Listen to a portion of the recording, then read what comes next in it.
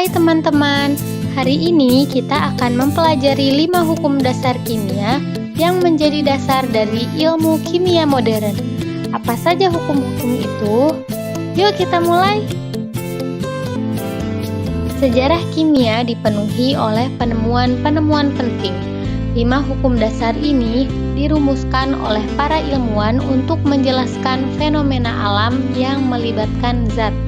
Hukum-hukum tersebut adalah: yang pertama, hukum kekekalan massa; yang kedua, hukum perbandingan tetap; yang ketiga, hukum perbandingan berganda; yang keempat, hukum volume gas; dan yang terakhir, hipotesis Avogadro.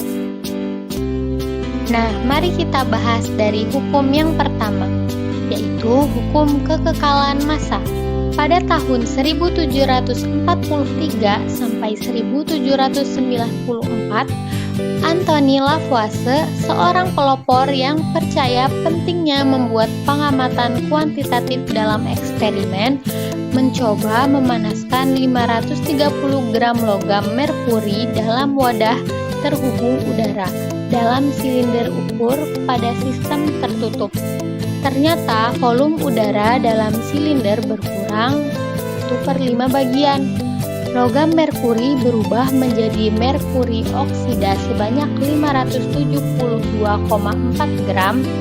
Besarnya kenaikan massa merkuri sebesar 42,4 adalah sama dengan 1/5 bagian udara yang hilang, yaitu oksigen.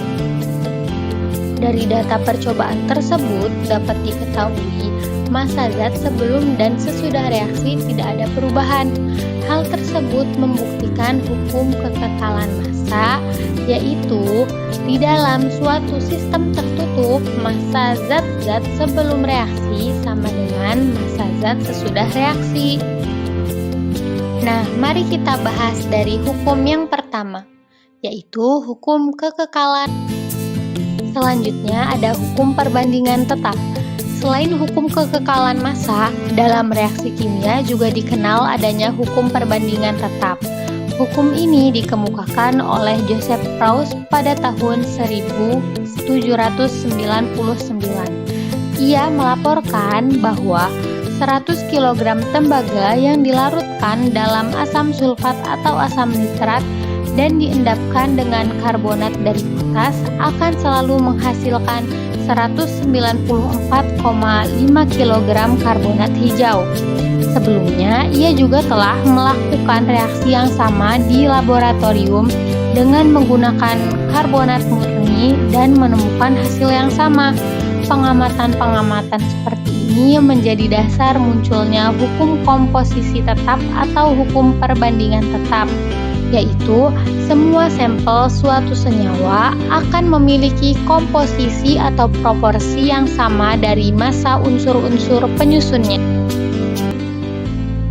Lalu yang ketiga ada hukum kelipatan perbandingan. Hukum Proust dikembangkan lebih lanjut oleh para ilmuwan untuk unsur-unsur yang dapat membentuk lebih dari satu senyawa.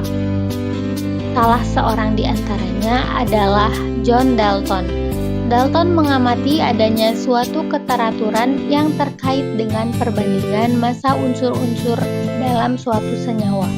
Untuk memahami hal ini, perhatikan tabel hasil percobaan reaksi antara nitrogen dengan oksigen berikut. Dengan massa oksigen yang sama, ternyata perbandingan massa nitrogen dalam senyawa nitrogen dioksida dan senyawa nitrogen monoksida merupakan bilangan bulat dan sederhana. Oleh karena itu, dapat disimpulkan jika dua jenis unsur bergabung membentuk lebih dari satu senyawa, dan jika massa salah satu unsur dalam senyawa tersebut sama, sedangkan massa unsur lainnya berbeda, maka perbandingan massa unsur lainnya dalam senyawa tersebut merupakan bilangan bulat sederhana. Selanjutnya ada hukum perbandingan volume. Pada tahun 1808, Joseph Louis Gay-Lussac dari Prancis menyelidiki hubungan antara volume gas-gas dalam suatu reaksi kimia.